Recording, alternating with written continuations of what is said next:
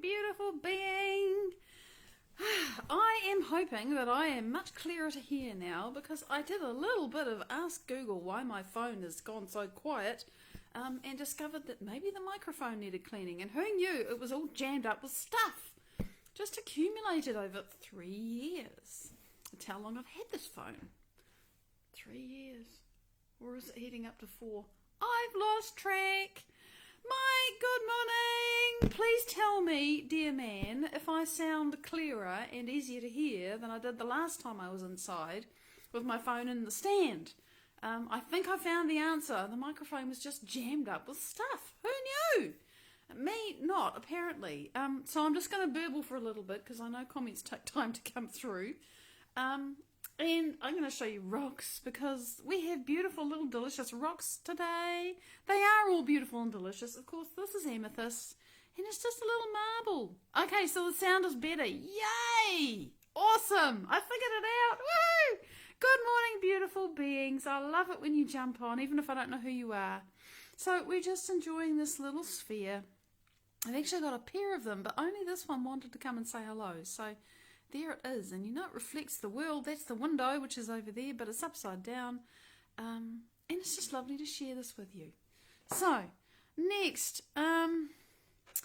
this, I knew I didn't bring the piece of paper. I know this is from Africa, and I think it's from Lake Tarangire, which is in, Zambia. Or if not Zambia, somewhere very close, because I have a friend who went on safari and I asked him to take me back some rocks if they wanted to come to New Zealand and be with me, and this is one of them. And I believe it's chert. I don't really know. I mean, it kind of looks flinty, but it's not. And it's got this lovely natural surface that's grown somehow. And it's this funny kind of caramel almost colour. It almost looks edible, but you'd break your teeth on it. And there it is. So all the way from Africa. It just volunteered. Those people who like stones know that stones volunteer. You walk into a shop and there's something yelling at you from one corner and you just get drawn to it and think, oh, okay, you want to come home with me. So, now this little stone, hopefully you can, oh yes, you can see. This is a beautiful chunk of ametrine. And I actually got sent two. And it jumped off the shelf today because it was given to me by a pair of soulmates. And we're talking about loneliness or not loneliness today. And it was just, there's the ametrine. They're a pair. They're different. They match. They're not the same. And so it was lovely. They sent me these rocks. And they sit on my shelf. And from time to time I get to share them with you. I'm just trying to catch the light on it. It does seem that this is the best way to show it off. My hand's in the way. Got to get there you go, there's the light. Okay, no fingers. So it's ametrine and it's very sweet. And I enjoy sharing it with you. So, hello. And today I want to talk about the whole challenge of being alone or feeling isolated and what you can do about that doesn't necessarily involve having to find just the right person to be with you and make you feel better. Because the problem with that, Ibrahim, it's great to see you. Good morning, beautiful man. I know it's the evening where you are, but hello. I'm very well, thank you. The problem with feeling lonely and wanting somebody to come and change that for you is that it doesn't work very well. Why doesn't it work very well? What do you mean? There's another person walks into the room or the house, they become my partner, they stay with me. What you find is that intimate relationships, in fact, all relationships, end up being mirrors, or at the very least, forges for ourselves. So you see yourself reflected in relationships, and they are the workshops where we get to decide who we are and how we're going to be. And the more you want somebody to be with you, to make you feel whole, the only kind of person that you're going to attract into your life is someone else who is in a state of wanting, a state of lack, notice that, a state of lack that matches your state of lack, who's feeling as incomplete as you are, and you'll meet and you'll think, oh my God, I feel so whole. But actually, the both of you are a match because you are feeling incomplete together, and sooner or later, you're going to have to face your own incompleteness anyway. Now, you can do it in the context of a relationship, or you can do it outside of the context of a relationship, but the same challenge exists. And facing your incompleteness and your lack and your I want a partner, or I want somebody to be around, maybe you just want a friend. But facing up to that on your own has the challenge of, I'm on my own, and it's really in my face that I'm on my own, and I'm reminded all the time that I am on my own, and I don't like being on my own. It's really in your face, right? Facing up to your incompleteness in the context of a relationship, it really does depend upon the quality of the relationship, because, when my husband and I, and we've been together since 1995, and we are soulmates, we knew at the minute, he knew at the minute we met. It took me 3 weeks to figure it out. If the relationship works, and ours worked because we communicate well. We always have, and we always will, and we always have the intention that even when we disagree, we're going to come out of it loving each other. And so we don't dive off into dumping crap on each other and having, those horrible nitpicking, really can get very nasty discussions about things. We're capable of taking responsibility for ourselves and not projecting a ton of shit on the other person. Therefore, my deep sense of isolation, which I've had for most of my life, didn't actually go away.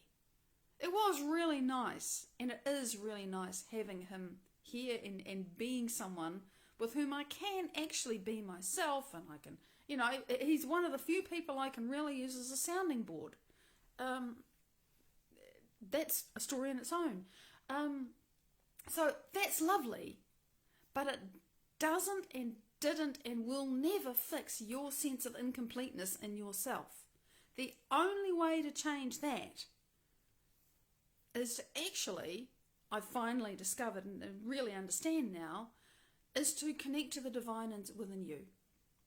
Now, what the hell do I mean by that? This is not religion, and this is not philosophy, and it's not spirituality. Although all of those things can lead a person to the experience of connecting with the divine. So what do I mean by connecting with the divine, and why would that solve a person's sense of loneliness or incompleteness? What the hell are you talking about, Nettie?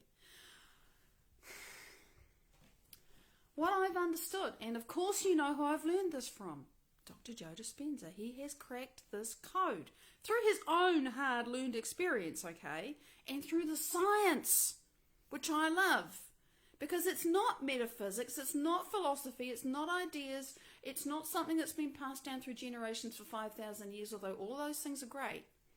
It's actually been tested, and it's replicatable and repeatable, and I love things that work and which can be repeated, because it means I can have some degree of confidence in saying to you, this is a fact. And by the way, I've used it and it works for me. So what do I mean by connecting with the divine? What I understand now, what I mean when I say connect with the divine, and it actually happened this morning. For a short time, I really had that connection, and it's beautiful, and I'll explain. I talk about heart coherence, and I talk about brain coherence. And when you become highly coherent, when your heart and your brain become highly coherent, and they really connect, and they're really communicating, Jen, good morning, honey, you connect with the divine. And as Joe says, you can only talk around this. It's very hard to explain what it's like. But I'm becoming familiar now, because I've been in this game for a couple of years, doing these meditations with Dr. Joe, and walking too, not just sitting down. And I now know what it feels like when my brain is in high beta, which is stress, fear, pain. I know what moderate beta feels like, which is when you're just kind of, whoa, I'm really excited, or I'm nervous, or I'm doing an exam, I'm really paying attention, really want to learn. I know what low beta feels like. It's just I'm relaxed. I'm talking to you now in low beta. I know what alpha feels like. When I'm in my own mind, and I'm just kind of imagining and dreaming. I'm not about to go to sleep, but I'm just relaxed. I'm easy. I'm in trance. I know what theta feels like. Dale, it's not you, it's Lindsay. See, I see the words, and then I remember it's Lindsay. It's lovely to see you, sweetie. I hope the sound is better. I cleaned the microphone. Yay! Tell me if it's not, but I believe it is. So I know what theta feels like. You know, different brain states, right? Stay with me. This relates to connecting with the divine and feeling complete and feeling whole. Theta, we're getting slower and slower and slower. High beta, fast. Coming down, yay, it's better. Coming down through the stages of beta into alpha, which is, relaxed. Theta is between sleep and wakefulness. And, and I drift in and out. And I know what it feels like because my mind is awake and my body is just doesn't move. When I'm still in alpha, my body fights sometimes. It does, the energy's not moving through it. It moves, and it's like I'm racked up, I'm shaken, although the energy moves through me. In alpha, I can be coherent, but my body is still kind of fighting things. In theta, it's gone to sleep. And today, I was so deep that, and I had to go from seated at the end of the meditation to lying. And I thought, oh God, can I actually move? And it was like my muscles were kind of jerky. They did not want to act, my body was really heavy. And I think I was verging on delta. And delta is deep sleep normally, but it is actually possible to have your brain be in delta and be conscious because people have done it and it's been measured. It's, caught on camera, so to speak. So we know this is true. Now, what happened towards the end of my meditation? And the process that I did today is a process that aligns all of the energy centers in the body, which are related to neurological plexi, or plexi, or plexuses, however you call them, in the body. So each one becomes more coherent. It's a little brain in your body. You line them up, you energetically tune them. And again, there's science about it, right? The same way as we open the focus around your big brain, you can open your focus around your small brains and you create coherence. So without explaining it at all, that's what I was doing. And I more and more feel energy in these centers. I remember I've been doing this for 2 years. So not a quick thing for me. For some people it's kaboom. Although I did have a kaboom. The very first meditation I had a physical shift. But, this has taken time. And I think I was in 7, which is the pituitary gland, right? It's the pineal at the back is number 6, the pituitary, which is kind of in the middle of your head, number 7. And I felt everything line up and I felt energy start to flow up my body. And I know that if I can direct it to my heart, once it reaches my heart, it's going to go up to my brain. And it did. And there was a little voice in my head that says, you're in gamma now. Enjoy this. And I know what gamma feels like. Now, what's gamma? Gamma is actually faster than high beta. It's very fast. But when you're highly coherent and you're in gamma, it's bliss. And all I can say is that everything melts. And there is connection, and there is oneness, and there is wholeness. And in that moment, I don't want anything. I want for nothing. I am complete and I am whole. And it's divine. It's divine and it's visceral and it's an experience and it physically changes my body and my brain every time I have one of these. And, it's a short thing. It's not 2 seconds. It's maybe, 10 to 20 or 30. I haven't worked out a way to make it last for 10 minutes yet. People have been caught on camera having that kind of state last for 40. Imagine that. Imagine the changes in your brain and body from spending 40 minutes in absolute ecstasy. This is what we are capable of doing. And that is connecting with the divine. Now, why is that connecting with the divine? Because when your brain, when anybody's brain becomes that coherent, and the heart, bear in mind, is going, is full of elevated emotion, oh, this is so good. I don't want this to end. This is beautiful. Thank you, thank you, thank you. There is a very coherent signal being sent out into the universe, and it's a very high frequency signal. And because the only information that can make it into your nervous system is what is equal to the state of being that you are currently inhabiting. Stephanie, it's lovely to see you. I'll write to you, Lindsay. In short, do the work. Do Joe Dispenza's work. It's worth the effort. So when your frequency is that elevated and that coherent, you are then able to connect with and receive information, downloads, experiences, things that can't even be described, which are available to you in the unified field, because now you're a resonant match for them. And that is connecting with the divine to me. It's not philosophical. It's not closing my eyes and having an intention. It's a visceral, physical, real, neurological, genetic, chemical, everything, energetic, emotional experience. That is connecting with the divine.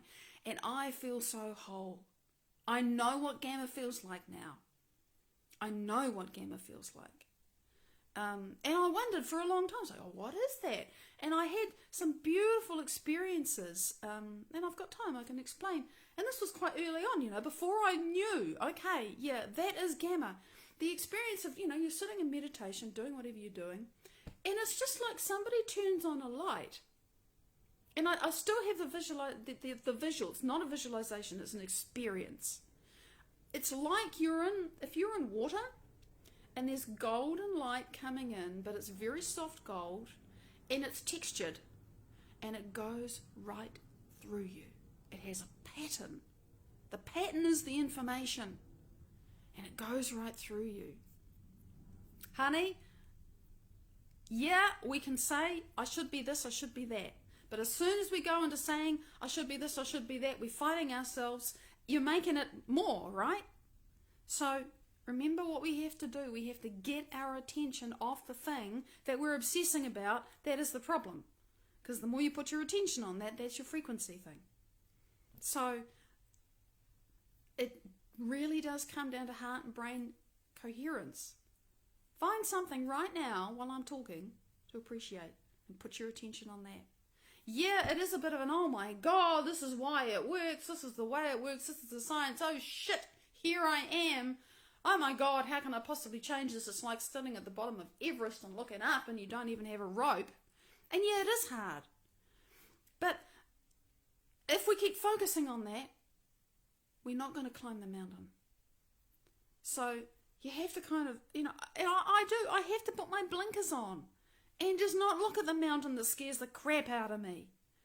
Or the emotional pain that's come up, or oh my God, this is just overwhelming.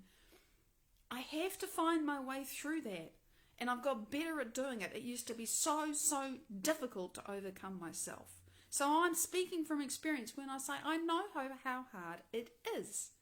But I also know that we can change, and it takes determined effort and will and practice to do it. But we can do it, and the thing is that you might think, oh, well, Maddie, you took 2 years, and now it's really great, but wasn't hard for those 2 years. This is the thing. I was making effort and I was overcoming myself, but the journey itself has been so rewarding. So you stop worrying about, oh my God, how am I going to get to the top of the mountain? And you start to appreciate the fact that you were here and you climbed this step. And even if you stay at this step for a while, just getting used to being here and not here, or even if you go up and down a little bit, the fact is you got better at being up here than being here, and that became your new normal, and you celebrate the fact that you achieved that. Because it's so easy for us to compare ourselves to the rest of the world and say, well, I'm a freaking failure. And you wouldn't believe how much of that I've recognised I've done my entire life. That's part of what I've been overcoming this morning. Looking back on my career and my life and going, well, shit, what the hell have I achieved? That's another story. Maybe I'll tell that tomorrow. Who knows? How would it be useful? Who cares? I'll tune in and I'll get my instructions from the unified field. So we got to not focus on all the things that appear not to be working, and we've got to put the attention on the things that are, and get very, very determined to do what it takes to change. And it's within our power to do it. And I know it's within our power to do it because I have seen so many other people who've done it. And if they can do it, I can do it. And many of them faced much more difficult things than me. So it's like I don't have any excuse. What I would do, Lindsay, I mean, this is what I do, right? I've lost count now.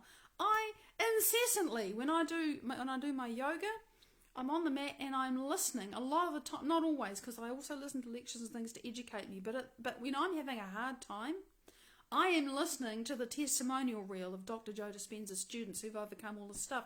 And by the time you've heard 10 people tell their stories of how they've overcome terminal cancer, severe depression, crippling anxiety, autoimmune diseases that have no cure and all this stuff, you think, what was I worried about again? I know it's still there. I know I've still got to deal with it. But if they can do it, I can do it. And oh shit, they just said something that was like, oh my God. Like, I know I'm out of time. I was listening yesterday to this lady, and every time I listen to her, she so impresses me. She got this cancer diagnosis, and she just decided to prove the doctor wrong. She didn't want to have, the surgery and the radio and the chemo. She just said, I'm going to prove this doctor wrong. And you look at her tell her story. She's about, I don't know, in the 380s or something. Her name's Annabelle. If you want to go find her, look up Joe Dispenza testimonial, Annabelle. She had breast cancer. She had gone. Listening to her tell her story, it's like she never doubted herself. Which was a huge, wow. Because just yesterday I realised how much I doubt myself all the time. And so I was working on that today. I'm so grateful that I'm part of your happy, Lindsay. And I know because there's people who've been my happy too. Joe Dispenza is my happy.